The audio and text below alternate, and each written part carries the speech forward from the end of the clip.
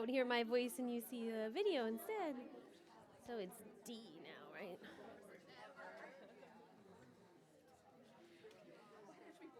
Since the start of the Syrian crisis, the Zaatari refugee camp in Jordan has become home to thousands of women and adolescent girls who fled the violence in their homeland.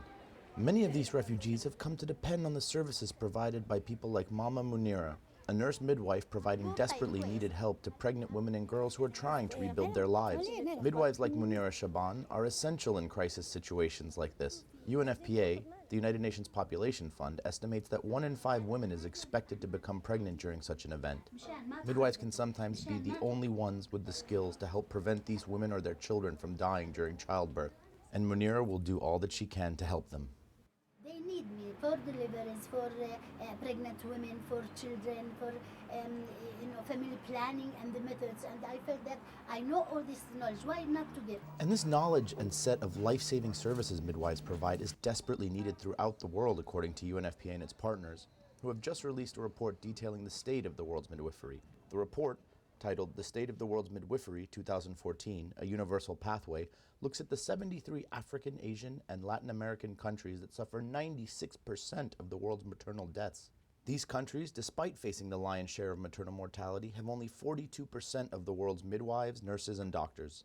Dr. Babatunde Oshotemehin, the executive director of UNFPA, says that in a humanitarian crisis, such as is facing the Syrian refugees in Jordan, a midwife literally makes the difference between life and death to thousands of women and newborns.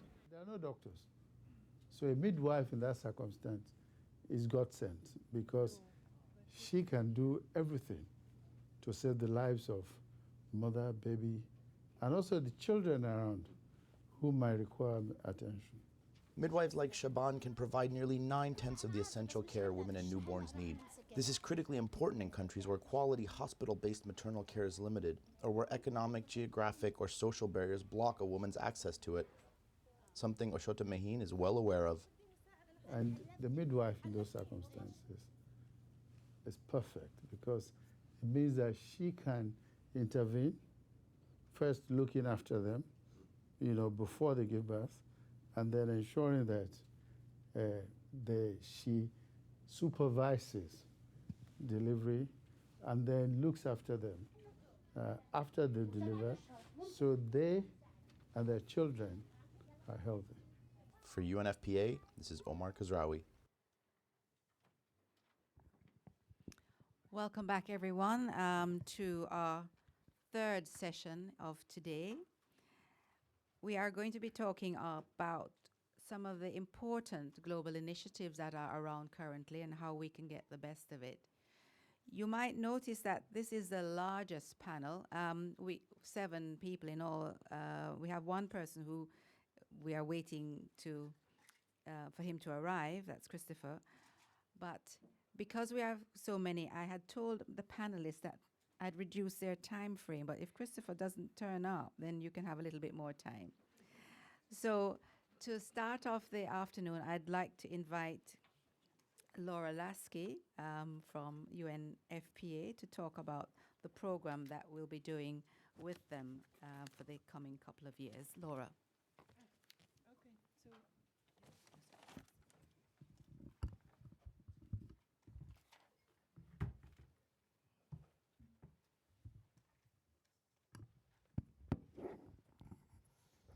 this is very interesting.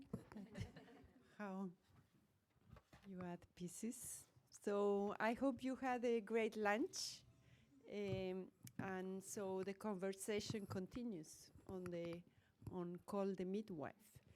I just wanted to present the UNFPA ICM program. It's a program that already has 8 years, and I think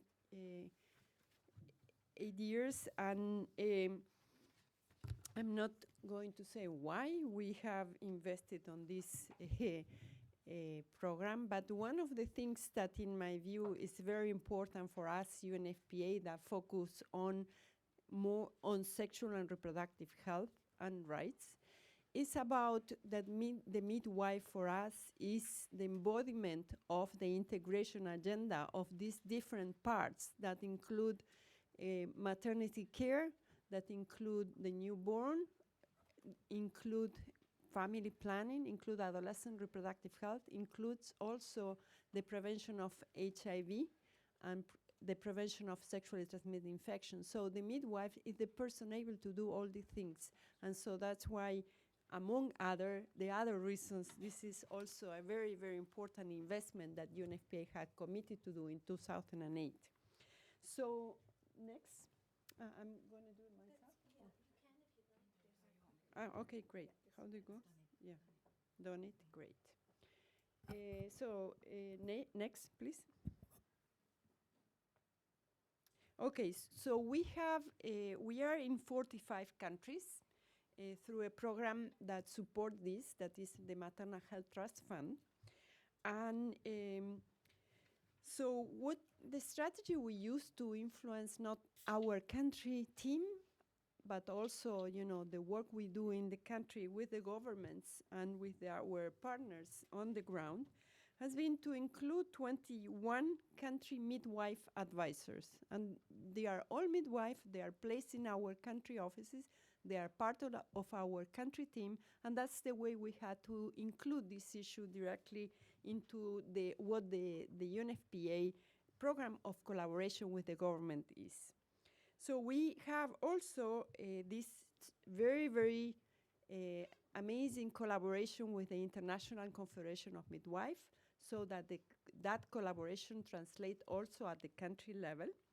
And also, collaboration with technical agencies like the one that we have with JIPAGO, and others like AMREF in Africa.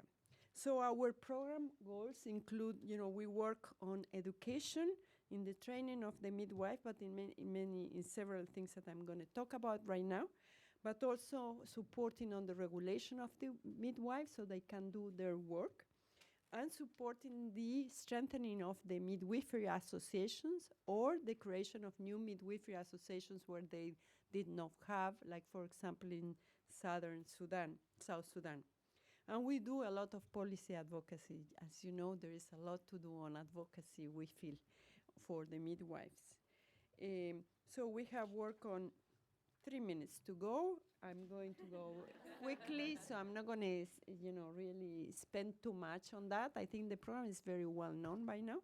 But let me go and, show you, these are the areas of involvement. We work on the evidence, and Luke has talked today about the work we have done on, the delivering the State of the World Midwifery report that we launched in 2011, but also in 2014. That has a trajectory now. We have to prepare for 2017, I think. Then we work in partnership. We don't work alone, and these are the partners. You can, if you can,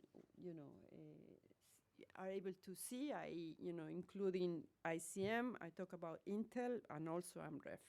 Then we work on innovation. Gita will talk about that in the next panel. And our main work is on capacity building, so at the country level. And of course on advocacy.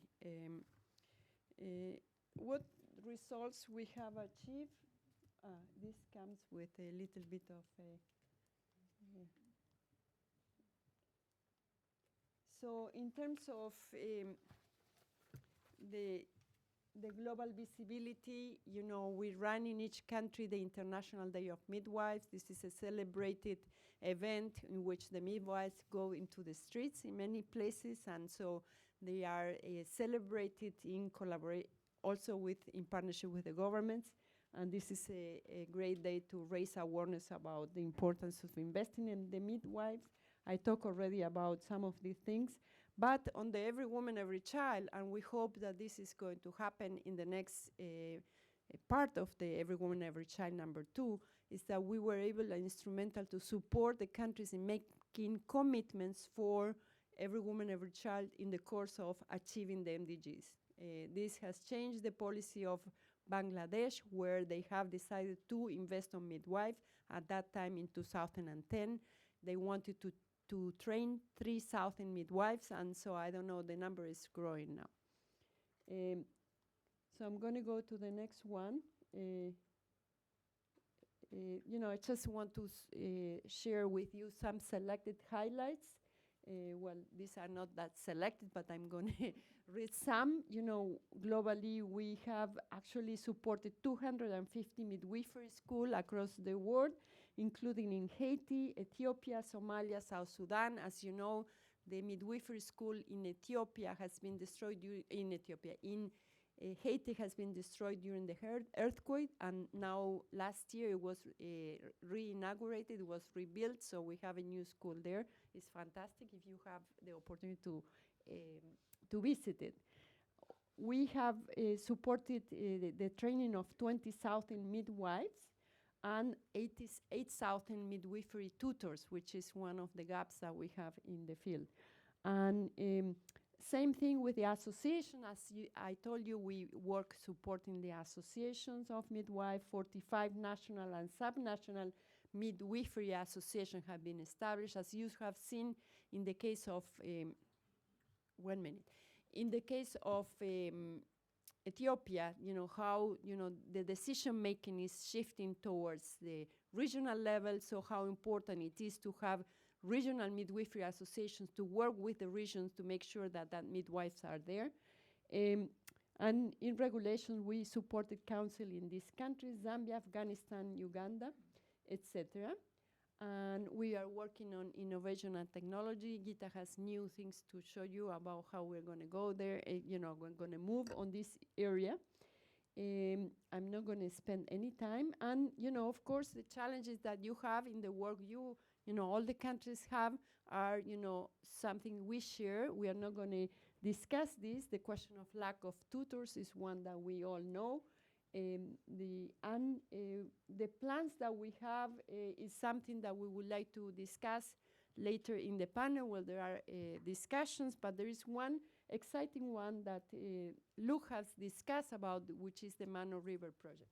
I think that the midwifery has done already, and but we continue strongly with this program.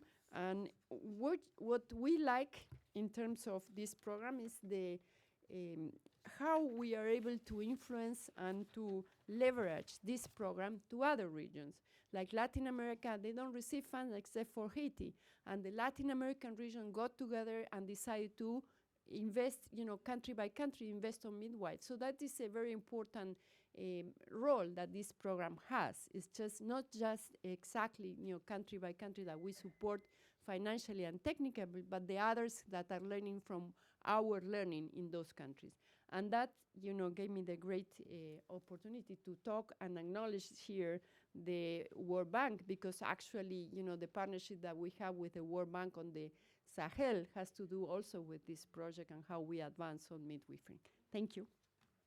Thank you very much indeed. I'm really pleased that our second speaker has arrived, Christopher Lemire from the World Bank.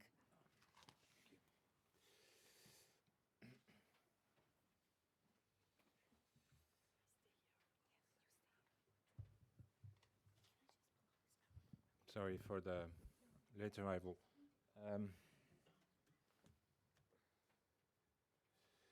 Okay, anyway, I can start already to get some time in advance. So very quickly, I will talk about a regional project we just launched. It was approved actually in December by our board. And okay. It currently covers 5 countries of the Sahel, Francophone countries. There will be very soon, I think next month, we will add Burkina, because for obvious political reasons, I mean, we had to delay a bit the inclusion of Burkina. So we'll end up with a regional project of 6 countries for approximate amount of $200 million. As I mentioned, this is a project which has been closely prepared and will be closely implemented by UNFPA. UNFPA is the key implementing partner in this project. Just before I go directly into these 3 issues about midwives in the Sahel, which are not very different from what you can see in other countries, and I'm sure you discussed that at length before. This is not a project which is entirely about midwives. This is 200 million, which is mostly focused on helping the fertility transition in these 6 countries. which means that we have also to work not just on improving the quality and availability of midwives, but that's also about availability of contraceptives and also demand for reproductive health services, which is really a key issue in the Sahel because demand is almost zero there. So on midwives, we wanted anyway to focus on this aspect for many reasons. As presented here, I mean, we thought there was three key issues in the with the availability and the quality of midwives in the 6 countries. I won't go too much on that because you discussed that before. Just wanted to insist on one issue, the last one about distribution. A problem we have in the Sahel, I guess it's different in other regions, but we have really a big difficulty to convince midwives to go in rural area. And that's an issue. Of course, this is tougher. Oh yeah, that's enough. This is tougher than with nurses, that's okay, but actually it's tougher to convince midwives than to convince doctors to move in rural areas, and that's a problem. I will come back to that. So what we do, well, of course, injecting resources in improving the system, especially the education system for midwives. This is mostly aligned with what has been presented before. I mean, and this is welcome because we're working together with UNFPA. In this project, we are concentrating on 2 aspects: the creation of 2 centers of excellence in the region, in Côte d'Ivoire and then in Mali, to have centers able to train high-quality faculty members for midwifery. So this is only for faculty members. This is not for training midwives. Well, that would not make sense really to have to ask midwives from, for instance, from Mauritania to spend some time in Côte d'Ivoire to get a training that actually they can have in their country. I mean, there are already some schools. The issue is about the faculties. The number is quite low, and well, their skills and competencies are not sufficient, especially now that there is a new regional curriculum that has been approved by WHO, by the West African Health Organization. So we thought it would make sense for the country, instead of letting them setting up their own training for faculty members, we would do that at the regional level. We think here that the regional integration can be something useful in terms of scale economies for the country. And also we will provide some support to the national schools, training midwives, and also the internship sites, because again, that's a major issue. It's not just the schools, it's also the kind of practical training you can get in the field. But we believe that's not enough. It's not just a question of putting more money in the system. There are some policy changes to do. And on that, I would like to go back to this issue. I talk about distribution. As you know, in the Sahel, most of the midwives are concentrated in urban areas and usually in the capital city. And honestly, I think it's going to be quite impossible to convince these midwives. Usually they are married to high-level civil servants, and you know the story.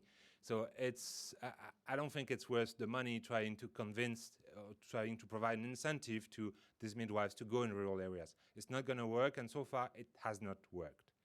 So what we are trying to advocate and also to support through this project is what we call the rural pipeline. I would say that's a new name for something that a lot of countries, especially Asian countries, have already done. Basically, starting with the assumption that students with a rural background, well, they have a higher probability to stay in rural areas when they graduate, as long as you give them some support. So that's a very simple solution, but which actually has been not very much used in Africa for some reasons, but I think it's coming. So we would like really to support this process. What is rural pipeline? Just to mention a few practical policy change that it requires. Well, first, it means that you admit in midwifery schools more students with a rural background. You can do that in a blunt way, which has been done for instance, in many countries like Vietnam and so on, basically with a quota. You said, okay, there is a quota for students with rural background. I'm not sure this is something that is flying, in Africa, but there are other solutions. Well, having more schools outside urban areas, that seems obvious, but this is still something we have to advocate in some countries. I would not say the name of the country, but for instance, I was in one country and all the midwives were in the capital city. But it's true also that the only school was in the capital city. So, and that's a very long country. So there was not a surprise that it didn't work. So more schools outside urban areas. That means also having admission tests, which are decentralized, which doesn't happen, which do not happen at the capital city, but they happen in the regions or in local areas. That probably needs some expansion of the curriculum for midwives, because if you are in rural areas, you will be alone and you will have to do some management and so on. So it means that it doesn't mean changing the curriculum, but actually expanding it to add a bit more on management and so on. And finally, it's not just about education, that's also about deployment and posting. In many of these countries, everything is centralized. Posting, recruitment, usually, you are recruited at a national level, and then you decide more or less where you want to go afterwards. Of course, you always want to stay in the capital city. So really what we advocate is to have decentralized posting as much as possible. And some countries, like Chad, for instance, are even considering decentralizing the payment of salaries. Again, that seems obvious, but currently most of the salaries are paid centrally. So actually, whether you are in your job, in your post or not, well, that doesn't make a difference. You are paid anyway.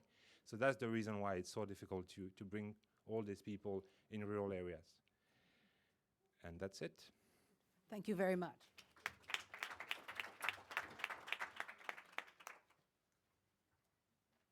I think this musical chairs is not working so well, so I'm going to put myself over here. But I'd now like to invite Lisa to come and tell us about the USAID program, Maternal and Child Health Survival.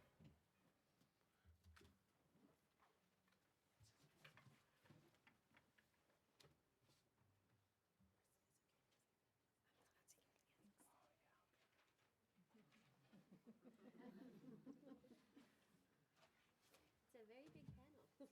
It is. Thanks, I'll just get started. So I'll be speaking on behalf of the maternal health team of the Maternal and Child Survival Program, which is a global USAID cooperative agreement to introduce and support high-impact health interventions in 24 priority countries with the ultimate goal of ending preventable maternal and child deaths within a generation. We're actually a new iteration of an experience program previously known as the Maternal and Child Health Integrated Program, or MCHIP. And as MCSP, we just started supporting country programs in reproductive, maternal, newborn, and child health since last year. So the vision of the Maternal and Child Survival Program is to support the development of self-reliant countries equipped with analytic tools and effective systems. They need to be on track to end preventable child and maternal deaths. So right away, I think you can see how strongly connected our program is to the role of midwives around the world, as well as to USAID's larger vision of a world where no woman dies from preventable maternal causes. So at MCSP, our strategy for maternal health emphasizes an integrated, systems-oriented approach to reducing direct and indirect causes of maternal morbidity and mortality. And we recognize that midwives have a role in many components of this approach. So MCSP has multiple areas of technical focus, as seen on the slide here, including maternal health, newborn health, child health and immunization, nutrition, HIV, TB, malaria, water sanitation and health, and family planning. However, we also incorporate these items. Work in a number of critically important cross-cutting areas and incorporate these themes into the country programs that we support. So, for example, a country that may be working on strengthening its midwifery in-service training systems in the labor ward might also simultaneously be working on improving its measurement strategies for the measurement of high-impact health interventions known to improve outcomes on the day of birth. So sorry to be rushing here. I'm afraid someone's going to show me a card any second now and tell me. So we're working in countries around the world, including many of these 24 USAID priority countries, and I'll share a few examples of our work today. Just looking at this list, you can see that we work in many countries where midwives play a very large role in delivering maternal and newborn care. In many of these settings, we're building on work that has already been carried out by MCHIP. And in countries where maternal newborn health is a focus in a country work plan, we're especially promoting the use of high-impact interventions around the day of birth and strengthening antenatal care and postnatal care platforms, especially through improving the prevention and management of infectious diseases such as malaria, TB, and STIs as well. So we draw on the expertise of a number of partners, including JPIGO, JSI, SAVE, PSI, ICF, R4D, and others. While our midwifery-focused efforts often receive technical assistance from the maternal health team, which is housed within JPIGO, we all work together, these partners, to bring expertise from our various technical and cross-cutting areas to ensure an integrated approach. So, for example, in efforts to scale up a program such as Helping Babies Breathe, HBB, we would work closely with SAVE, both at our Washington, D.C. headquarters and in our country offices. And that same program could have a monitoring strategy that was designed in partnership with JSI, for example. So across the programs that we support, we actively design and implement strategies to strengthen midwifery with the idea that well-trained midwives are well prepared to be the main providers of essential maternal newborn care, including BMONC. MCSP also collaborates with several partners at the global level on advocacy for midwifery, and many of those partners are here with us today. We also do promote the inclusion of staff with expertise in midwifery within our MCSP local country offices that are implementing midwifery-focused programs. And we support midwifery strengthening through the lens of ICM's 3 pillars: education, regulation, and association. 3 minutes. So MCSP is working in pre-service education in a number of countries, including Tanzania, Haiti, and Ghana. Our efforts incorporate a variety of approaches to strengthen education, including e-learning, the use of training simulators such as the Mama Natalie, which is shown here, faculty development, preceptoring and mentoring skills, and the development of educational assessment tools and job aids. In Haiti, for example, we're also working with UNFPA in deployment planning for newly graduated midwifery students. We have some in-service training initiatives underway in Burma and hopefully soon in Rwanda. Overall, in all countries where MCSP works, we promote the inclusion of midwives as both trainers and trainees, and we advocate for their inclusion when new training packages are being beta tested. So we know that strong professional associations serve midwives in many ways. At MCSP, we're working with professional associations in several countries, including Tanzania, Burma, Nigeria. In Nigeria, the Midwives Association is our primary partner for the implementation of RMC. In Rwanda, we've recently started some conversations with professional associations there. Donna and I just got back from Rwanda pretty recently. When I asked some of the midwives there how they felt about their professional association, I heard an answer I think many of us have heard before, which is, we like it, it's good, but we want it to be stronger. So that was good to hear. So I think there's recognition that partnering with these local professional associations is an important step to strengthening midwifery. So that was a very quick, high-speed introduction to MCSP's work related to midwifery. If you'd like to learn more about any of our initiatives, I would encourage you to find us on Facebook and Twitter and our website, which is mcsprogram.org. Please look for us also at upcoming meetings in Alexandria, the core group meeting, and we'll also be at the Global Maternal Newborn Health Conference in October in Mexico City. MCSP midwives will be participating in both of those conferences. If you have specific questions about specific country programs, the best way to get a thorough answer is to send me an email, find me afterwards. If I can't answer your question, I promise to connect you with the right person. Thanks. Thank you very much, Lisa. You didn't even need your 1 minute. Thank you.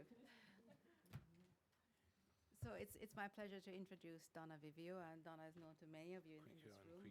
She's a midwife, and she's going to tell us about key achievements of RMNCH by midwives. Donna.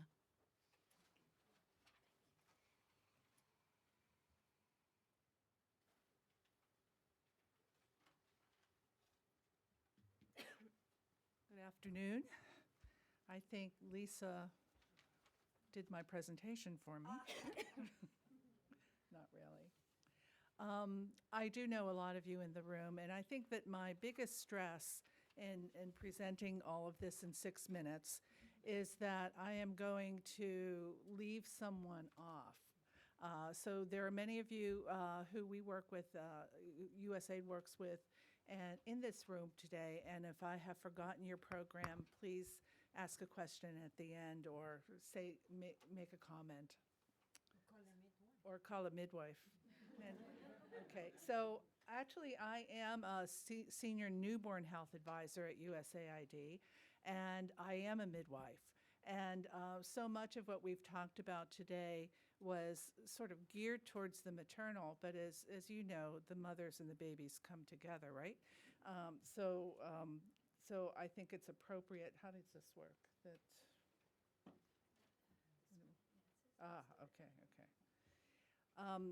It's appropriate that a midwife also works with newborn health. So USAID has actually worked with midwives for quite a long time.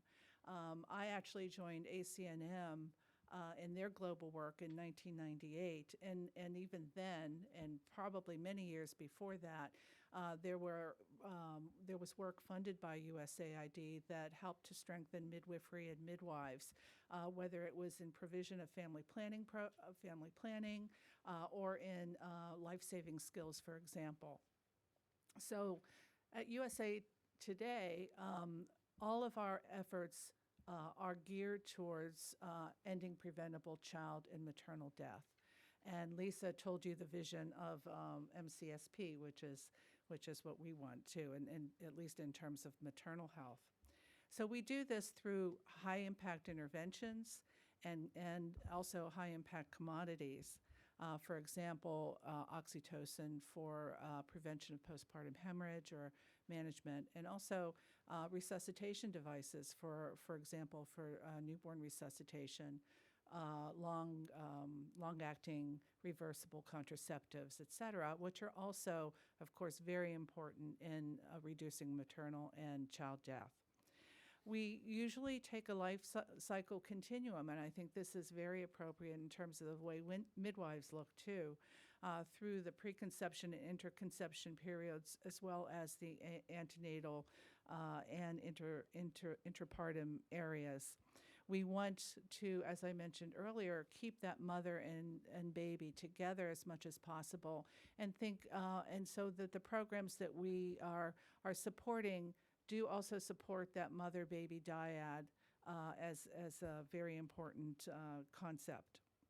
We also go, of course, from the continuum of care, and in addition to the continuum across the life cycle, from household all the way up through actually referral facilities. In midwifery, I would say that what we're doing right now is focusing on probably two areas, and that is the health workforce itself, as well as what I call the midwifery model of care. And in terms of the health workforce, we are looking at midwives as skilled birth attendants. We are trying to strengthen pre-service and continuing education and training for midwives in multiple topics. And also try to address workplace issues.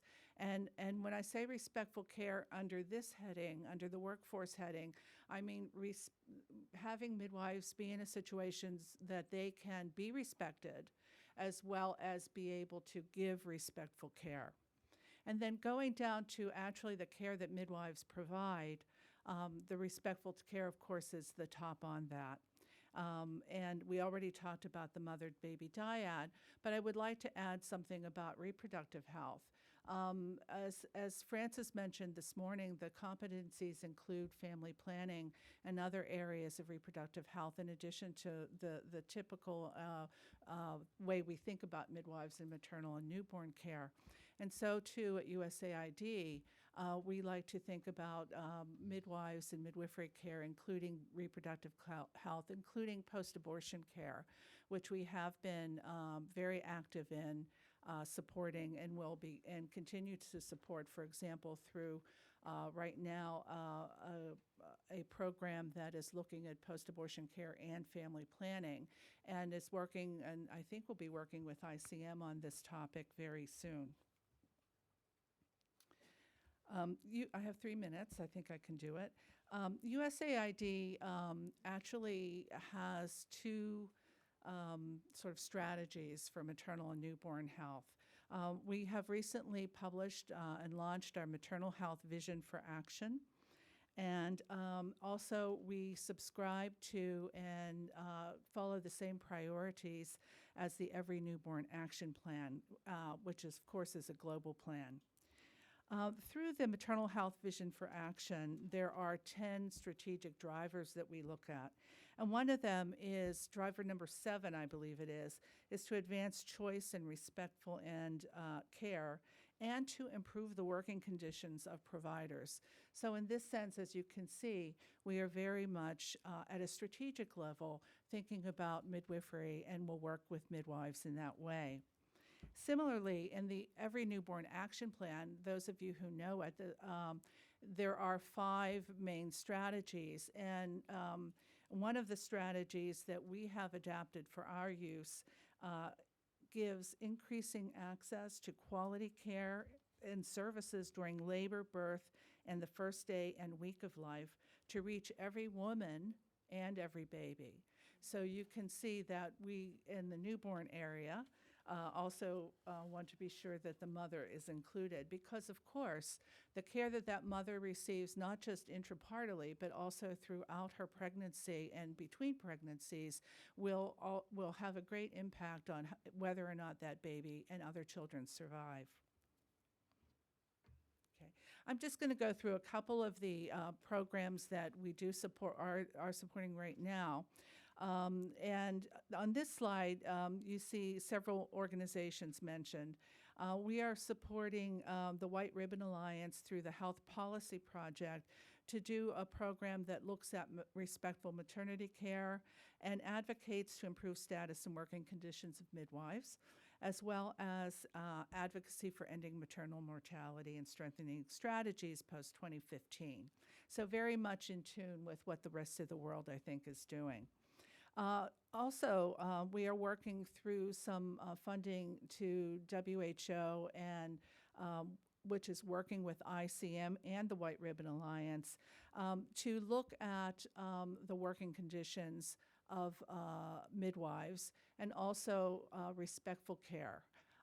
So those are similar kinds of things. And I think that ICM even, and Francis can correct me if I'm wrong, even surveyed members to ask them about what their working conditions are. And I'm sure, I think that will be published not too long from now. So I don't have the results of that, but I do think that we can expect to see that there are some challenges that midwives are facing in terms of their work situations.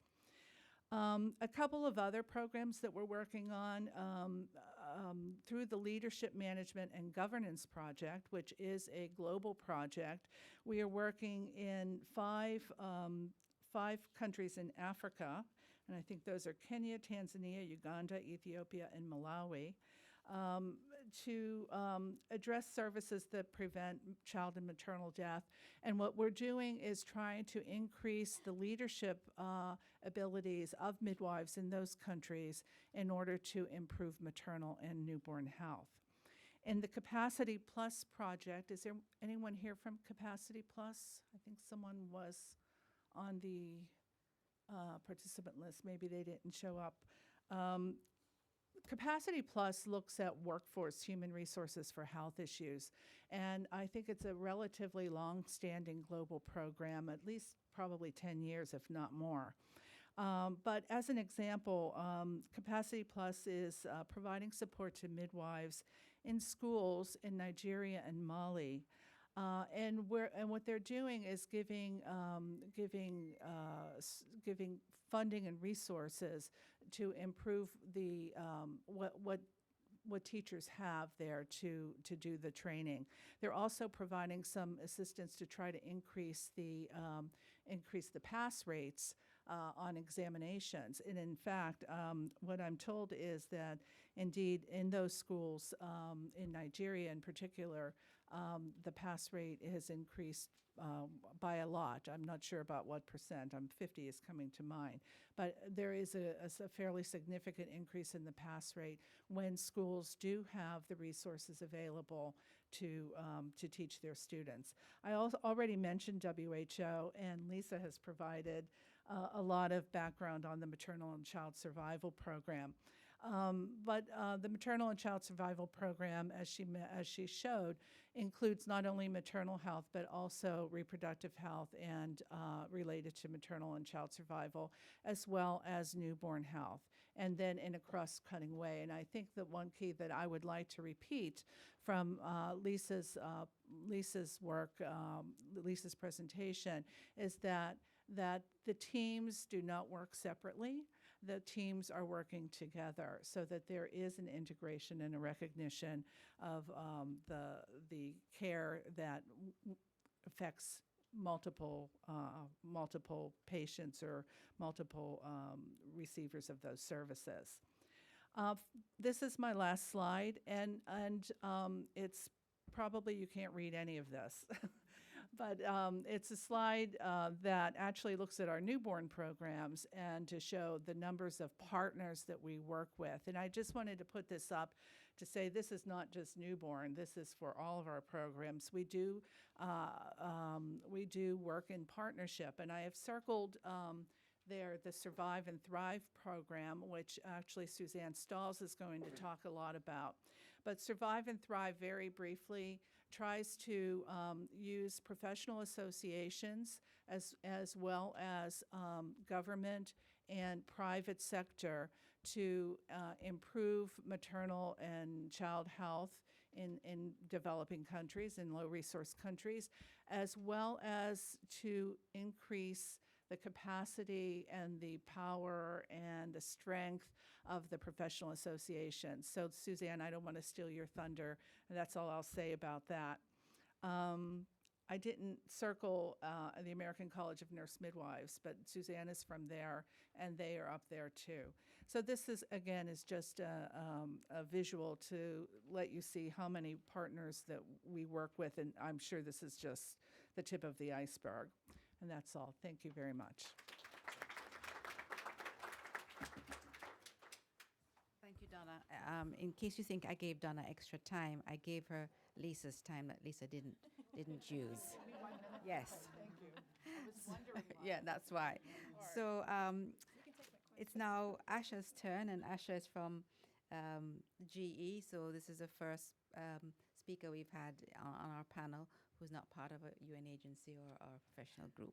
So we're delighted to have you here. Thank you. Good afternoon, everyone. It is really exciting to be seeing private sector engagement in this agenda. So I think following us is Johnson & Johnson as well. So excited to be here and talk to you guys about GE Foundation and Developing Health Globally program. What I'm not going to do is, I think with all of us here, I think we all understand the significance and importance of midwifery and the role it plays in maternal child health. So I'm not going to talk specifically on our interventions, but it is more on the approach that we take from our foundation in focusing on maternal child health programs. Okay.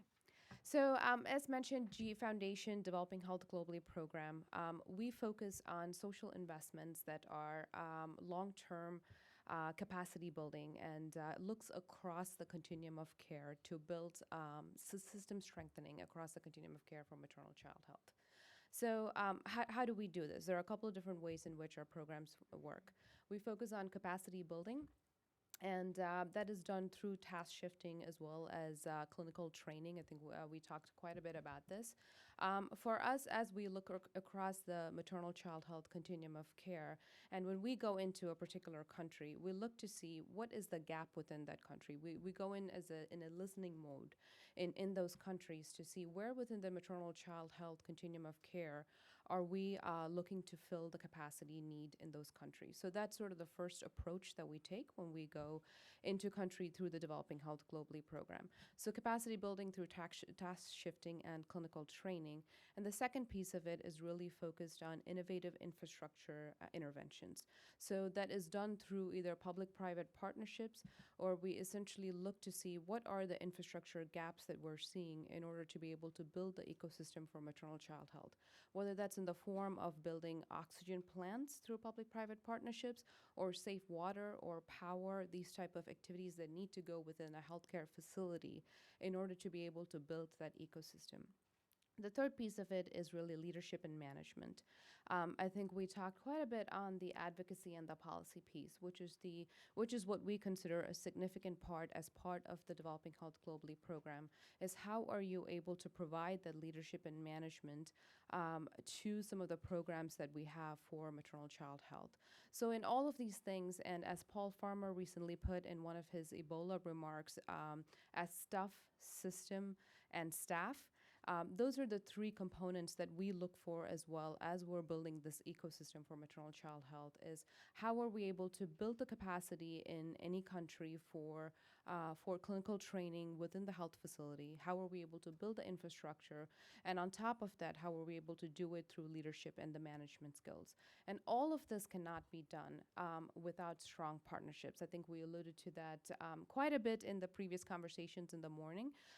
We also look to see how can we bring in expertise across the sector, whether that's coming through the academia or whether that's coming through our partners like JPIGO who bring in the expertise. But as we look at interventions and we look to see if we can implement simple interventions, and we focus on simple interventions because as you're looking to build the ecosystem for maternal child health, it could be a very daunting a problem to have. So we look to figure out how can we put simple interventions, whether it's focusing on nurses that can be anesthetists when you're looking to implement safe anesthesia, or for safe water, how do you build sustainable and scalable programs in countries? So simple interventions, strong partnerships, how do you bring the right folks to the table? So we look at ourselves beyond as just funders, but how do we bring in both the public and the private sector into a convening forum to say how do we go about implementing these simple interventions? And last but not least, it's also skill-based volunteerism. So within GE, we look to leverage GE's DNA both in the form of technology as well as in the form of the brain trust. So how do you bring in some of the expertise that we utilize in business innovation into this particular sector, and how do we leverage that through the 300,000 strong GE employees that we have in these countries? So as you can see, over the last decade of GE's commitment to health in these countries, and I think it was Holly who had mentioned this morning that this is truly a marathon for us. We're not in it for the 1 or 2 years to go into any one country and expect results within the maternal child health continuum of care. It's really the long-term impact that we'd have in these countries. So moving on. So for some reason, didn't quite pop up the way we would like to. There are 3 key thematic areas that I want to leave behind with you as you're looking to implement not just midwifery programs, but also other programs within the maternal child health continuum of care. One is how are we empowering people? So as you kind of translate that into midwifery, you go beyond the technical skills to see how are you empowering midwives to act and become leaders in their profession? So how do you incorporate those type of activities into your clinical training and in your capacity building? So how are you empowering them? How are you equipping communities? And I'll talk a little bit about how we got into this community intervention as we were looking to build capacity in the health facilities. But how are you equipping communities and equipping the midwives or any health workforce with the right technology? So how do you equip them within their sector? And the third piece is how are you elevating the ideas? So we talked a little bit on the leadership and the management. How does that translate into advocacy and policy? So how do you elevate ideas? So these are the 3 thematic areas when we look to implement programs, is equipping, the empowering, and elevating that we look to implement in our programs in order to have sustainability and scalability. So I'm going to showcase a few of the programs that we have in partnership with JPIGO. 5 years ago, we started this journey with JPIGO Uganda in building capacity at the healthcare facility. So 3 things that came out of it in the 5 years of the implementation that we looked. The 3 things that came is, one is train the trainer. You have to have champions within the facility, and midwives included in this, because I don't think there is a maternal child health program that is not involving midwives. So how are you building train the trainer type programs in communities? And I think we're familiar with JPIGO's program of standard-based management and recognition, but also how are you delivering this type of care in low doses but high frequency? How do you repeat this consistently to be able to provide them with in order for them to be able to practice at the top of their license? So those were some of the key aspects that we learned from the Uganda. And how are you equipping them with the right infrastructure? So how do you provide them with the technology, with the equipment, with the training tools that they need? And the last piece, which was a eye-opening experience for us, was, we focused heavily on the health system within the health facility, but without involving the community and really looking across that continuum of care, you're not going to be able to implement programs that are long-lasting and sustaining. So how do you bring the community into the health facility, really focus on that supply and demand? So those are some of the key learnings that we learned from the maternal child health program implementation in Uganda, which then took us to Myanmar, which focused on a modified version of SBMR, the standard-based management and recognition, which really looked across the cadre of health workers within maternal health. And it wasn't just midwives, but how do you train OBGYNs? How do you train GPs? How do you train midwives? So they're all in it together as a team-based approach for SBMR. So what that really gave midwives in this was to be able to showcase their professional self-esteem as well as their talent to some of the other folks, and really kind of work together within a combined task force. So that showcased and it's a very initial implementation for us, but showcasing very great results or impact that we're looking to potentially scale across Myanmar.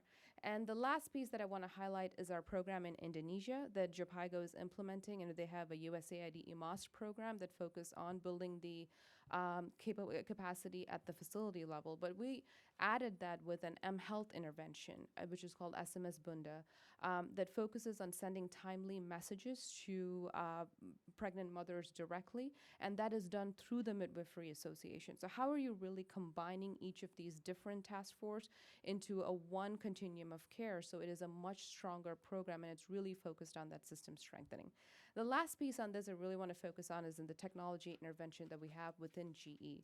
So I think a lot of you may be familiar with the vScan device or the point of care ultrasound. So how do you leverage technologies of this sort in order to strengthen the program for midwives? And we've done a couple of randomized control trial tests to showcase the significance of tools of this sort in the hands of midwives that makes a significant difference in maternal mortality. So in the closing, I just wanted to leave a couple of things. And as we're moving towards SDGs, we strongly believe that it is time to break down the silos of individual organizations working on very similar types of activities. So how can we band together in the strong partnerships in both in the public and the private sector to be able to implement much stronger programs? How are we able to leverage technology, whether that's in the form of big data or in the form of low-cost innovations like vScans that we talked about? How are we able to strengthen and equip our health workforce in leveraging this technology? And the last piece of it is the system strengthening. How are we incorporating leadership and management skills into that can be translated into advocacy and policy? I just want to leave this picture behind with you. When we're in Indonesia, there's a group of midwives that are joyful and cheerful.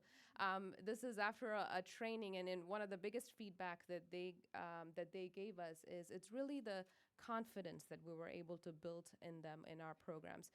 They're all clinically, they are getting the training, but it's really the confidence and the self-esteem and the value that they see in their in the work that they're doing that makes the most significant difference for them. And that's what we're hoping to do as well in partnership with everyone to be able to build a world that works better. So thank you.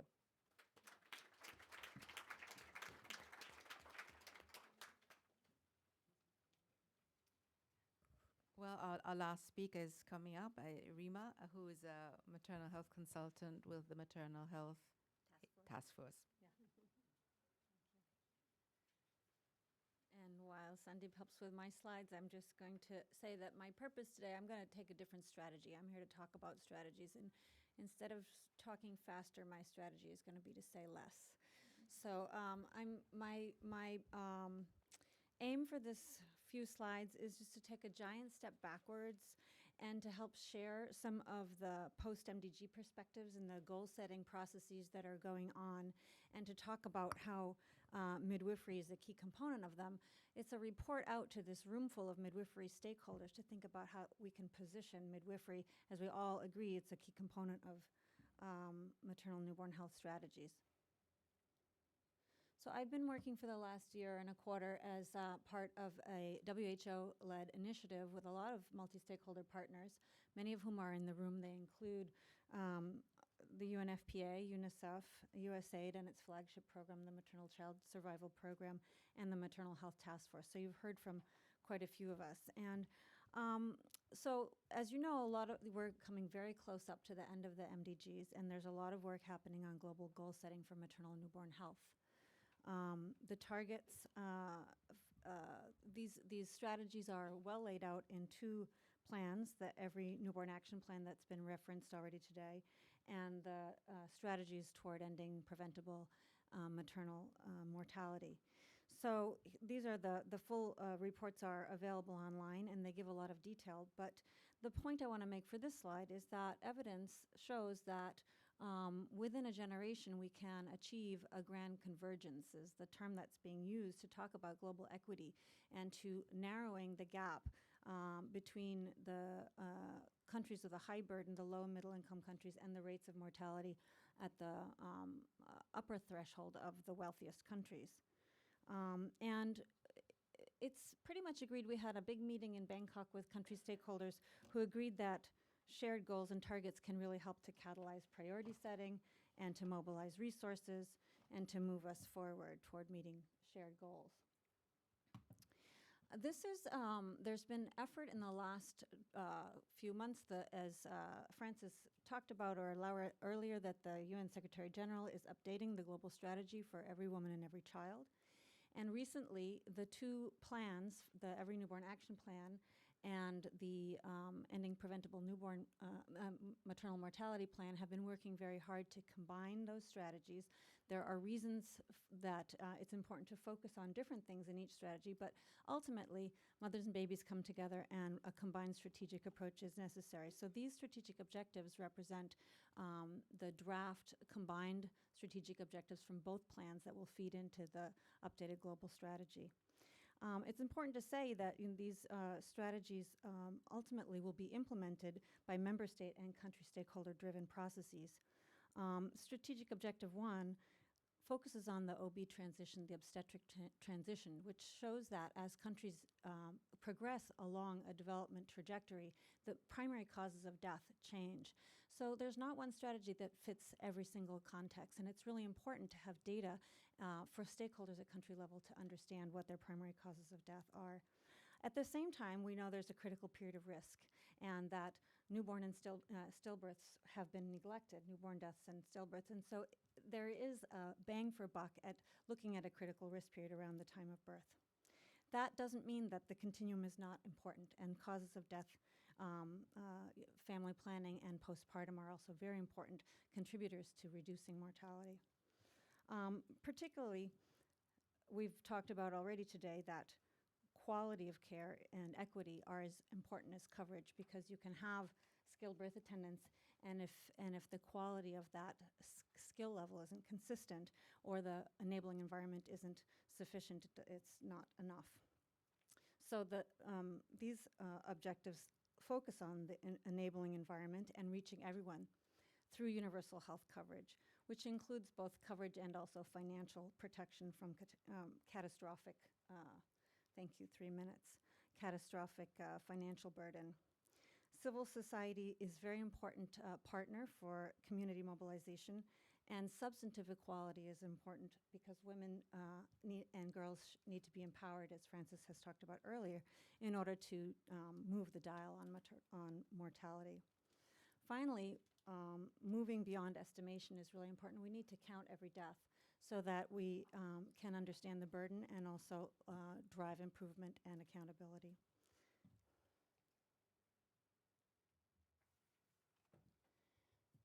So the two main global goal-setting frameworks I wanted to talk about, one is the SDGs, and maternal mortality is figured in this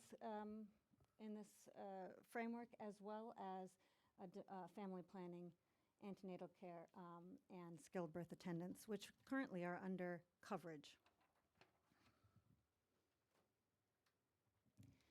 As mentioned, these strategies feed into the updated global strategy for every woman and every child, and there are opportunities for participation by stakeholders in this process. In fact, right now, the papers are being shared for consultation, and a big consultation meeting in South Africa is planned for early May. Also, the Global Financing Facility that was referred to earlier this morning has a similar consultative process and an interactive website where people can feed in.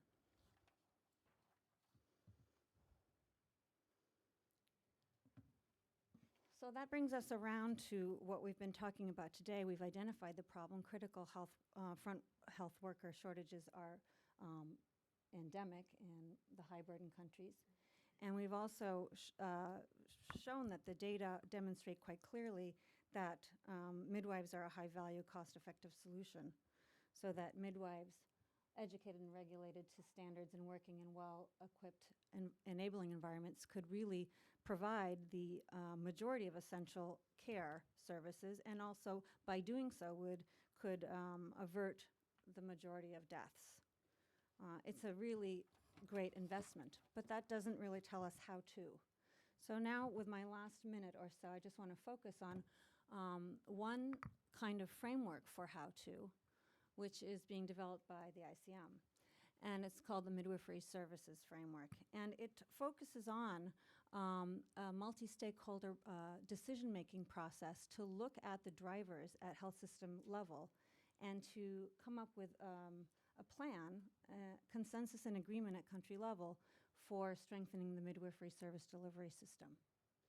So it feeds right into these global goals by looking at identifying and agreeing on what the essential service package should be in countries based on data about primary causes of death, looking at how many of those services can be provided by midwives and the midwifery workforce, looking at how that care should be organized and delivered across the system at all levels of care, something that we talked about on the last panel, and then taking action to fulfill that capacity.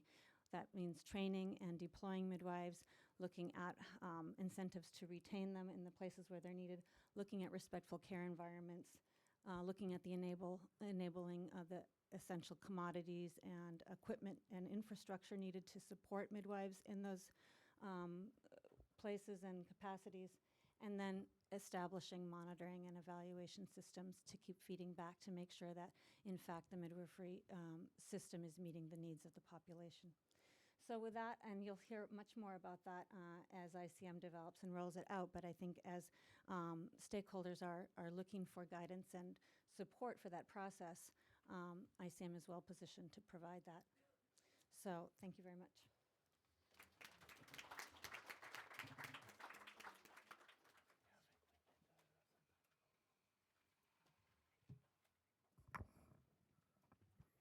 Right. Well, I think we've had quite an expansive panel from all different directions. And before I open the floor for questions, I'd just like to throw to the panel, and you can address whichever one you feel you'd like to. But there are three overarching thoughts. We've heard about the many initiatives from panel members. We've heard about the Every Woman, Every Child, the Global Financing Facility. You haven't heard, but there is a Human Resources for Health strategy, ending preventing maternal mortality and every newborn action plan. But how do all the agencies, some of them here, collaborate to ensure that midwifery and maternal newborn health is embedded in the SDGs? How do we think and assist countries? What do countries need to take this forward? And a third thought around the public-private partnership and its importance. So, Laura, what would you like to address from those three? Thank you, and thank you for being there throughout all these presentations. So I just want to say on the collaboration, I will pick that one. I think that yes, there are all these different programs working together, but I think there are also opportunities to come together throughout the year, this turning point year, and I think I will select three. I think that we have an opportunity to bring the message of the need to invest on midwives. One is through the maternal health meeting that will be organized in Mexico City right after the agreement of countries on the Sustainable Development Goals and targets in October. The second one is the World Health Assembly, where the ministers of health will discuss the new version of the Every Woman, Every Child that will include, reproductive, maternal, newborn, adolescents for the first time, child health. And then finally, in the Women Deliver Conference, UNFPA used to organize with WHO and ICM the Midwifery Symposiums in Washington, D.C. in 2010 and in the 13 in Kuala Lumpur. Thank you very much. And I think that there is another opportunity to raise, that's at the global level, to raise this opportunity, to raise this issue. The question is how we work together, how we align. We think that at the country level, the countries are aligned and coordinate, but there is more to be happening at the global and regional level, perhaps. So that will be my to point to these three opportunities to come together. A panel together in the Maternal Health Conference will be the first one, another panel in the WHO, and the Midwifery Symposium, World Health Assembly, and the Midwifery Symposium in the Women Deliver. Through today and tomorrow in the UN, there is a discussion and negotiation going on about the indicators. So this issue of midwifery, human resources for health will come, and we will continue to support. We are coordinating with USAID on the support for indicators. And this is an important, countries are proposing their own indicators, and even though they are not negotiating, their statistics commissions are going to come together to select indicators. And, we don't have one on, obviously, on midwifery, but we have one on human resources for health. Thank you. Christopher? Quickly on 2 points. On this harmonization issue, obviously, when we see all these initiatives, going everywhere, I think, obviously, harmonization is extremely important. The best way to have harmonization is very simply to put the countries in the driving seat instead of having various meetings and blah, blah, blah. Ultimately, the countries, they decide what they want. That's the best way to make that sustainable. There are instruments existing, and I think, for instance, definitely all these initiatives about midwives, that should be inserted in the broader picture of HRH. Which is itself inserted in health system strengthening. But there are existing instruments to ensure some harmonization between all these initiatives. So I think we should use them as much as possible.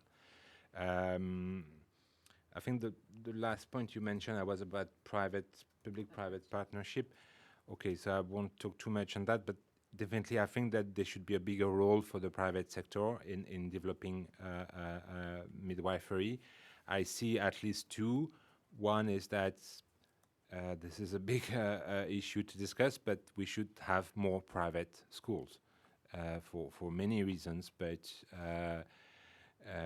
this is something which is already happening. But I think that doesn't mean all the schools should be private, but we should have much more private schools, and so the environment, especially the legal environment, should be more conducive to that. Another avenue for using PPP is also sometimes helping midwives to set up their own clinics or private clinics. There are a few experiences on that. The latest I know is for instance Senegal, where you have something like 1,000 unemployed midwives. Actually, they are not unemployed. I mean, they were not recruited as civil servant.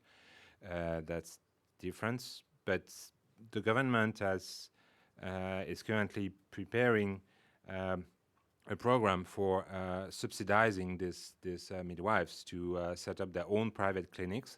Of course, there are some duties coming with some strings attached to that. But I think this is a promising initiative, and this is an example of PPP that should be expanded, in my view. Thank you very much. Lisa? Thanks. So I'm a midwife, but I'm also an epidemiologist, and so I feel compelled to talk about data. So I do love data, but not just for data's sake. I think we've all seen an increased focus on measurement and collection of data.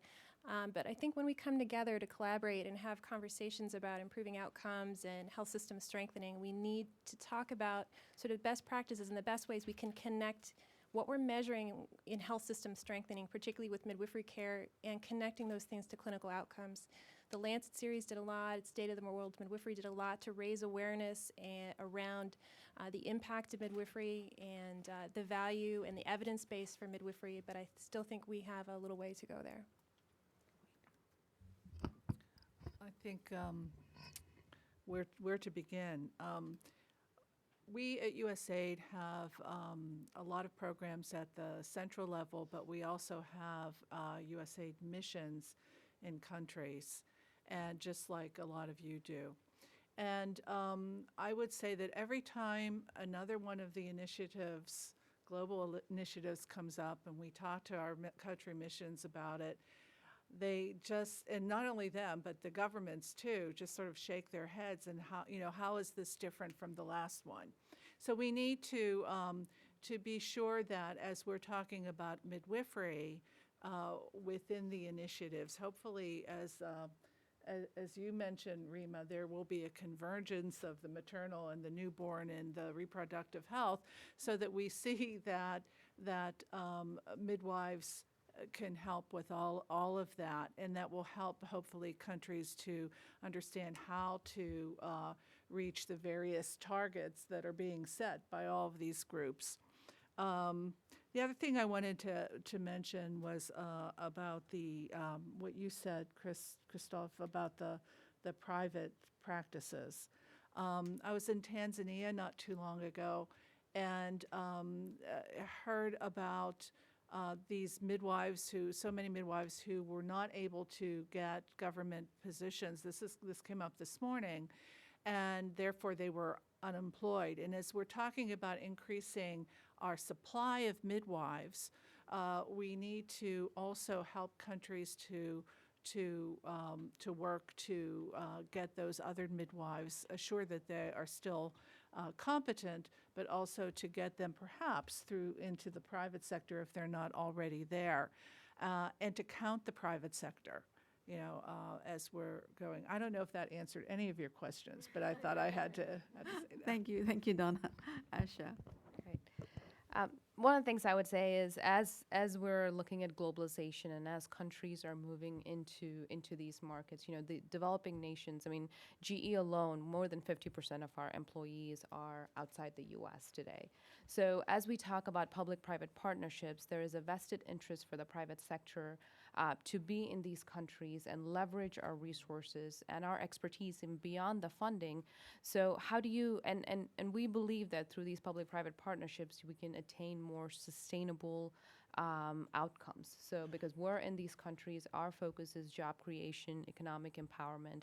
So how do you, and I think it goes a little bit to some of your the other question of collaboration.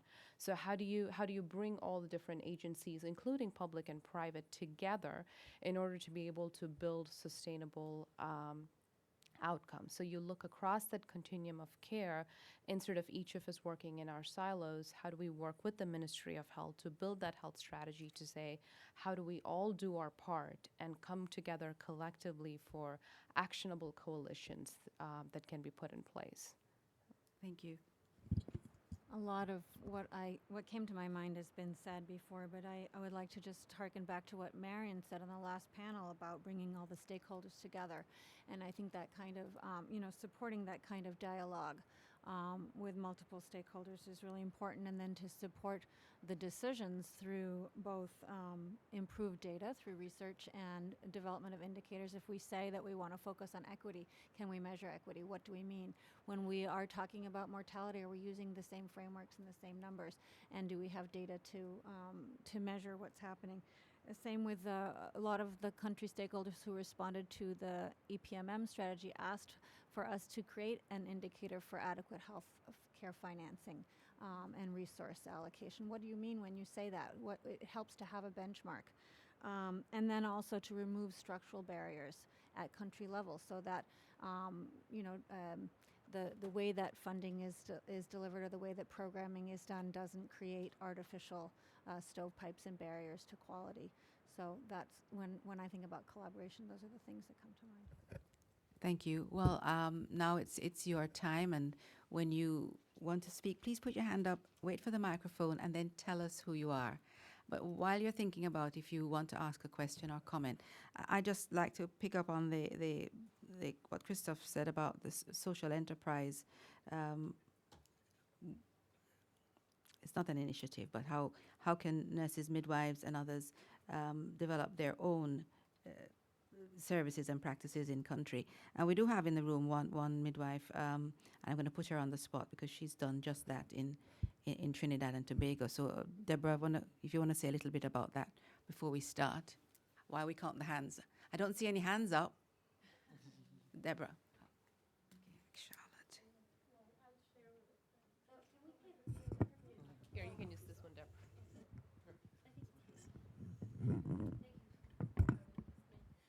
Just in a nutshell, we've set up a freestanding midwifery-led birth center, and I don't know, can you see me?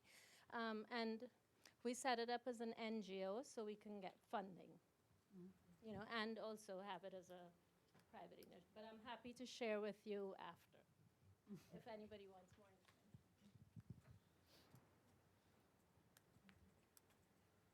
You can't all be asleep. Hi, I'm Charlotte Warren from Population Council, and just to add to the list of the many things that USAID is funding, Population Council was part of the two organizations looking at measuring disrespect and abuse during childbirth. And in addition to the funding for White Ribbon Alliance, we have been measuring the prevalence of disrespect and abuse and the drivers of it in Kenya, and AMDD are doing the same in Tanzania. And I'm pleased to say that following our interventions, that the prevalence has come down by 7%, from 20% to 13%. So we were also looking at the drivers and how to support midwives do their work. And there's a paper coming out just in the next few days, I hope, in PLOS One on the prevalence of the baseline, but there's some other papers coming out showing how much we improved, and there will be on our website there will be a RMC toolkit on how to overcome this, and using the lessons that we learned from our project.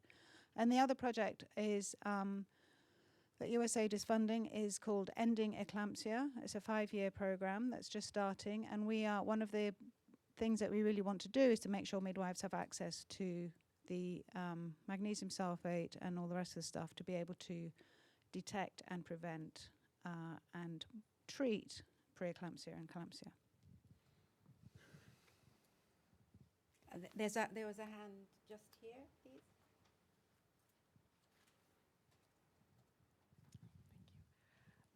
Hi, Kim Trout from Penn, and I have a question for Lisa. Lisa, with your background in epidemiology and collecting data, I was wondering if you had any particular insights into how we could improve data collection in developing countries, possibly through the use of technology, or any ideas that you may have. Easy question. Easy. Donna says easy question. Yeah. So I think there is a lot of potential to use mHealth and eHealth for better data collection, but I think we have to be careful because I think we've seen some of those mHealth and eHealth strategies not turn out to be sustainable or make it harder for midwives to actually get their work done. And so I think as we build strategies for data collection, we have to have midwives in the conversation on the ground talking about what makes sense in terms of my job, and it has to be considered in a broader picture of staffing, because if a midwife doesn't have time to actually get the basic components of focused antenatal care done during her visits in antenatal care, we cannot add another layer of data collection that is going to make it harder for her to deliver quality of care. I don't think there's one simple answer. It's probably going to be different across countries, but we have to, I think, include them in the conversation to create strategies for better data collection and make room in their work environment for them to feel supported and valued in terms of documentation and data collection. It's really a culture change, I think, around midwifery care. Could we have the Frances, microphone just here, please? And can I add a little bit to that? Sure. There are so many different levels of data, but I think when it comes to ending preventable deaths, it's really important to go to the bottom level and to say that we, in many countries we don't understand the magnitude of the problem yet, and it makes it very difficult. And so, the WHO and other partners are supporting, and many countries are taking up maternal death surveillance and response programs and integrated death, and integrating those into larger surveillance programs, and also looking at civil registration and vital statistics, which we also need, we need both. We need indicators for disrespect and abuse and to drive respectful care, and we also need to understand the burden of the problem. There's one hand here, and then Wendy after. Hi, Sharon Rising from Centering Healthcare. There are so many groups and so many activities happening in the countries, and my question, I'd be interested in some discussion about how does collaboration happen within the country? How does one group know what another group is doing? And we really want sustainable change. So if there could be some discussion of that. Sure. I'll just give you my 2 cents worth, and then I'll throw it open to the panel. But I'm aware that the Global Health Workforce Alliance, as one example, developed something called the Country Coordination Facilitation Framework. And that really was a way to bring all the players working in country together. I think the second thing is working through the country's strategic plan. That should be the focal point. And I think we heard it this morning on one of the other panels. I think it was from Wendy, that if a country has developed its plan, its health strategy, all the donors and others need to come on board and use that as the vehicle. Because otherwise, you're right. I mean, you could have 6 million different people coming in saying 6 million different things, and that's nothing but confusion.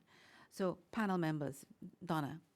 Hi, that's exactly right. I've lived in several countries where different ways of doing that were happening. For example, in Bangladesh, there is a donors group and development partners group, and it is usually co-chaired by one of the bilateral partners like USAID or another government, as well as one of the UN partners, and currently it's USAID and WHO. I think that just started, that particular leadership just started. But the ministry is part of that also, and the partners in the group are stakeholders and participants in the development of the strategic plan, as well as the implementation of it. In Zambia, I recall when I lived there going to a work planning that the reproductive health unit called, and that included maternal and newborn health, where they brought all the partners together and we all developed the work plan together. And then in the budgeting process, line by line, it was sort of divided up. And in Rwanda, you don't do anything without the central government knowing about it and approving it. So it just sort of depends on the country, but I think more and more countries, if they don't have something like that, are moving towards that. So it is happening, but sometimes it takes a while. I'll just come to Laura and then Lisa and Rima. I just wanted to underscore the importance of supporting the national processes and align with the national structures and processes. And then, all the partners go in there. It's the country who takes the lead, and the partners should support what exists in the national health plan and align together. I think this is very, very important. In my view, the work on midwifery is, the question of what the countries need in terms of support needs to be responded by the countries. We can, highlight the technical the technical parts of what, would ideally the ICM, the ICM or the WHO different guidance, but at the end of the day, it's the country who needs to decide. I think this is very, very important as a principle. Thank you. Lisa and then Rima. Sure. Yeah, just to echo Donna's comments on Rwanda, while we were there just recently, the beginning of the work planning process and assessment visit involved working with the ministry to hold a national stakeholders meeting to get their input on what was working in country and what wasn't working. And we spoke with midwives, with physicians, with community health workers, with district health officers, a wide range of stakeholders. And by the end of the trip, 2 weeks later, we were presenting to a national level technical working group what our thoughts were about putting together objectives of a work plan for the country. And that technical working group had representation from many different fields, technical areas, and levels of the healthcare workforce. And so I think they have a nice example of a mechanism in place that is really ministry-driven and country-owned, but works together with a lot of the external partners. And I just wanted to shout out to civil society participatory mechanisms, because I think that for health systems to be really accountable and responsive to the needs of the ultimate beneficiaries, the women, the families, the newborns, that it's really important to have mechanisms that bring in civil society voices and that they participate in the development of plans and also in accountability mechanisms. So colleagues at White Ribbon Alliance are here. That's a model that's very successful in bringing together alliances of civil society beneficiaries. Thank you. Can Wendy have the microphone, please?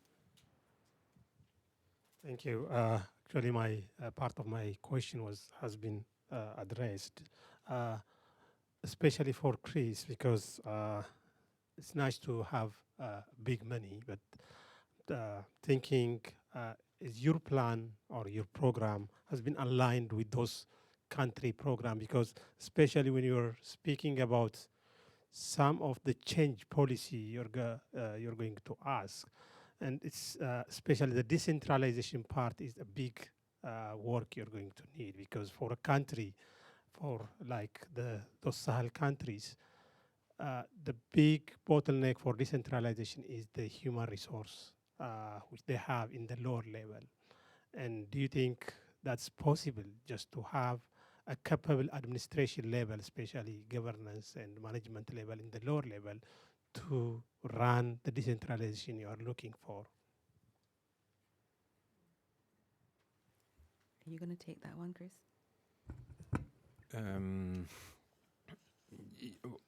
Yeah, okay, well, I would say maybe it's the opposite. I think if we want to have more human resources in the field, outside urban areas, actually, we need to decentralize. That's really a chicken and egg issue. Ultimately, if people are paid centrally, recruited centrally, they will never go where you want them to go. So I imagine that for some countries, that's not that easy to do this decentralization process. But there are also some interest groups, that are clearly opposed, to this decentralization. So I don't think it's just a question of capacity or of money. It's just a question of national decision. Do we go with some decentralized system? An example is Rwanda. They went to a very decentralized system, and it works quite well. So of course, the country is rather small, so that may be easier than for Ethiopia or Myanmar. But I think it's more a question of political will than there are some investment to be done, but I don't think it's nothing serious. We hear repeatedly the importance of political will, and I wonder if both the audience and the panel can think about some further ways in which we can generate and encourage political will, because we know we've seen in the countries that have been successful in reducing maternal mortality and newborn mortality, the role that political will has played in making those changes happen. Are there, Peter, could Peter Johnson have the mic, please? And then perhaps the panel can come in after. Thank you. I just wanted to say that I just just hearing a presentation in Ethiopia from our HRH chief of party, Dr. Damtu, a couple days ago, and he was talking about some political analysis that had been done there, and I had not seen that. And he was talking about that in relationship to establishing certification and entry to practice requirements, and just the importance of going through a process where you analyzed who your stakeholders are, what whether or not they have a positive or negative valence on what you'd hope to achieve, how they might be affected by what you are suggesting in implementation, and just working through that dimension of what you're trying to do. And it was kind of an eye opener for me, because we rarely do that in that kind of a systemized way. Thank you, Rima, and then Asha. This has been said before, but I think it bears repeating in this context, is that having midwives at the table is really important to build political will, because people, in good faith come up with the solutions that occur to them. And if they're not familiar with midwifery as a solution and what midwifery is and what midwives can do, then it's very hard, it may not come up as the first thing. And so again, Marion's words really resonated with me today, but I really liked how she said at every table that she kept saying, and midwifery, and midwives, and midwifery, and midwives. And so I think that that's a really important way to make sure that, it's good to have the whole system in the room. And when we're talking about maternal newborn health, and given that midwives have such a breadth of input to offer as a solution, it's important that they be at the table. I just want to come in here and echo that. And one of the things that I particularly like about how CEDA works is they always work with the Swedish Midwives Association, and they always work with associations in country. And we've seen recently good examples of both Liberia and Sierra Leone, when you do have midwives at the table, the difference that it makes. And it is a challenge. It's a constant challenge to make sure that midwives are there, do have a voice, and are visible. Asha? So one of the things in line with political will that we're seeing is, how do you empower ministries at all levels and even directors of hospital with leadership skills? Because leadership skills, we think, will translate into sustainable programs. So one of the programs that we're partnered with the Harvard School of Public Health and Kennedy School is bringing in ministries of health and ministries of finance together into a leadership program where they can then implement programs like universal health coverage or systemic approaches to health systems. So how do you provide them with that type of skills that can then be translated into political will and advocacy and policy changes? So that's one of the interventions that we're looking across all the different sectors, and not just at the ministerial, but it's really the bottom-up level, both at the directors at the hospital level, but also at the country level. How can we empower them with more leadership skills to implement some of these large-scale systemic changes? Donna?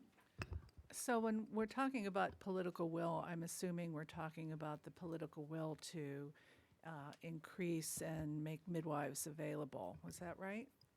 Because there's the political will that has been raised and nurtured and is now resulting in some good improvements in maternal and newborn mortality and improvements in maternal and newborn health. So when we're talking about political will for midwifery, I think we need to maybe employ some of the same advocacy that we did trying to work on maternal and newborn mortality. For example, in the Women Deliver conference that's upcoming, a lot is going to be said, I'm sure, about maternal mortality and about reproductive health, but what about midwifery and showing the improvements that can be made by, and that we were shown this morning, Luke, by some countries and what happened when they increased their professional midwives. And having that happen, and I think Women Deliver still brings the higher, heads of state or at least ministers of health. I mean, I think we need to be a little bit more hard-hitting at advocacy and of that type, in addition to the being at the table within countries and other places. I don't see any hands, so I want to throw a thought out or a question, and while you're thinking of putting up your hands, but perhaps one of the, if you're talking about hard-hitting, Donna, perhaps one of the things that we also need to do is look at the bottom line, what it means to have good midwifery, professionalized midwives, to the health and well-being of women and babies in that country, but also what it means in terms of productivity and the economy of the country. Because I think we're getting quite a lot of information now around that, and perhaps we need to be using that information more effectively. I don't know if any of the panel have thoughts around that sort of approach as well. Rima? I'll try. I'll just reflect our discussion over lunch is that statistics that we're all using about the 16-fold return on investment is so powerful, but it's only that one small example based on, education of a cohort of 500 midwives in Bangladesh. So replication of that kind of study to really look at and to be able to say, look, when you do this kind of investment, here are the different outcomes, and the return on that investment would be really helpful to have. So I know we have a lot of researchers in the room, and we were talking about a research agenda earlier, but that would be really useful. And I think we all believe it to be true, and there's good preliminary data suggesting that, increases in the midwifery workforce can translate into reductions in mortality, but some other outcomes of interest in terms of the return on investment would be really helpful. Laura? Yeah, I just want to say something about that. I think one thing is to do also the global investment case for midwives not compared to other human resources for health, because they are also needed. But I think that there is also an opportunity in the countries that have been identified as front runners for the global financing facility that was launched by the bank. And I think that these countries include Tanzania at the moment, Kenya, Ethiopia, for example, and those countries are working on investment cases. The governments and, with different partners are working on that. So the piece on why to invest on midwife could, I think, could be included there. But, this is a national exercise that is taking place with support from different agencies, but that could be obviously the human resource for health will be there, but costing that part will be so important as well. Yeah. Thank you. I think Peter had his hand. Peter had his hand up, but we'll go to Christoph first. Okay. No, just to be a bit the devil's advocate here. Yeah, I think if we need, of course, to do the business case for midwives, showing this ratio of cost effectiveness, I mean, it's good. I don't think it's enough. I mean, if you want to convince ministers of finance, I mean, to put more money into that, and that's something at the bank we are quite we are facing very often. It's also important to show that the investment is efficient. I mean, it's not just showing these numbers. I mean, it's again, I'm repeating my main message is to make sure that the midwives that are going to be trained and recruited, of course, they are of good quality. I think we heard a lot about that. They're respectful with patients. We heard also about that, but they're also going to the right place.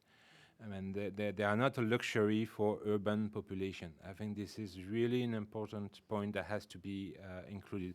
Otherwise, there are many other options for alternative investments. I want to support that, and you weren't here this morning when I talked about why midwives, because midwives are in the places where a lot of people don't want to go, if they are given, if they're recruited locally, and if they are well equipped and provided with good, strong referral systems, etc. Peter. So I'd like to change gears a little bit here, and we've been talking a lot about around the issue. I mean, we've been talking about disrespect and abuse. We've been talking about retention, particularly in difficult places, but we really haven't talked directly about a midwifery-friendly work environment, a place that will allow midwives to do their job, to really practice midwifery as was defined this morning through the Lancet. I often play a game with myself, which is how long could I be here and still show up and do the job? And usually it wouldn't be a second day, to be honest with you. I was just in India, a hospital that does 60 births a day. 60 births a day, and it's like unfathomable. And you look at the environment, you look at the equipment and supplies that are available, the organization of services. And one thing that we haven't heard about today at all, and I'm kind of surprised it hasn't come up, but Francis, the UK NICE guidelines. So I'm hoping the panel might be able to comment a little bit on how do we really provide an enabling work environment for midwives? How do we give them control over their practice? I wonder who wants to take that one. I can say a little bit about NICE afterwards. Donna? Well, I don't have the answer to that, except to say that it has to include other professionals also. And I was trying to get at that a little bit when I talked about power this morning, because midwives are not usually at the top of the power that happens amongst healthcare providers. It's usually physicians and sometimes specialists, instead. So there needs to be not really a buy-in, but there needs to be a conversation. And I think just like governments need to, we need to give them the evidence, I think we need to work with other providers who would enable, I think would help to enable midwives to practice in a more friendly environment. So, and I think we are trying to do that a bit, but I think it needs to happen more. I think we're kind of coming to the end, so I'm going to kind of give you a response, give you a opportunity to either say a last comment and or respond to Peter, and I'm going to start from that end. Rima? Okay, I guess I'm going to probably say something that's a little bit controversial, but it does relate directly to the NICE recommendations, and it is that I think that, as Christophe said and others have said, when the facilities have such deficits, I have concern about a model that is based on trying to herd everyone into a facility when they are not distributed where need is, and they are not equipped, and the infrastructure isn't there. So I do think that it's really important to look at a system-level solution that includes, that starts with the needs of women and populations, and then builds a system of organization of care and networked care that way. I would just reiterate the point of systemic approach and looking across that continuum of care to determine how do you implement systemic changes that works with the ministries of health, and being able to develop a very similar approach to not midwifery but in biomedical technicians. When we started donating equipment in countries, we quickly realized that skill set is not available locally, and it's typically mechanics and janitors that are fixing medical equipment in these countries. So we implemented a biomedical technician program and then realized they were missing that voice that we're talking about. And how do you develop a professional network and really push the ministries to to create that cadre of professionals and give them that voice. But it does require a systemic change. And I do think that a public-private partnership where the private sector is also pushing for it in countries will have a much stronger and a sustainable outcome. Thank you. I think I gave my opinion.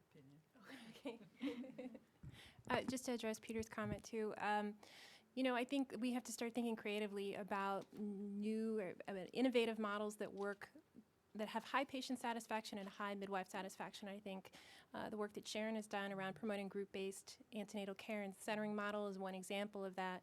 I think Sandeep, you helped facilitate that discussion last year on group-based antenatal care and some other alternative strategies that have good and a growing evidence base for new systems that work for both the midwives and the patients.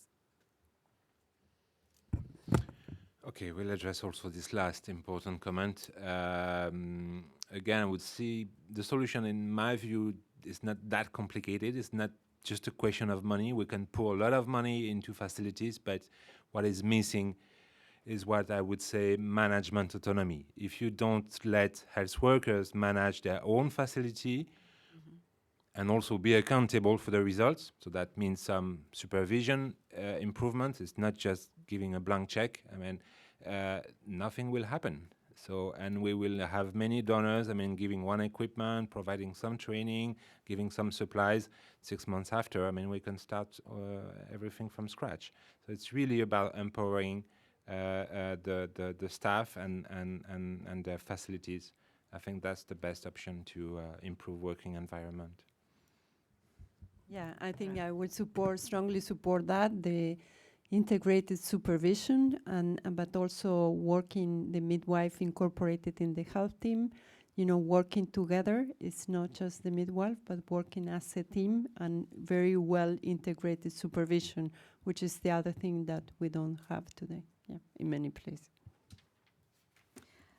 Well, I think we've had a really good session considering we were here after lunch. And I want to thank all the panelists for giving us their particular thoughts and perspectives.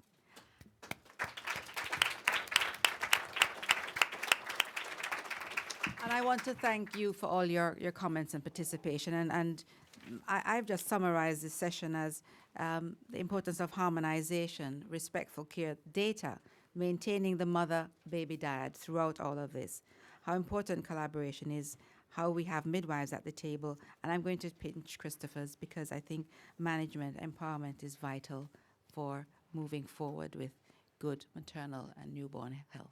Thank you very much.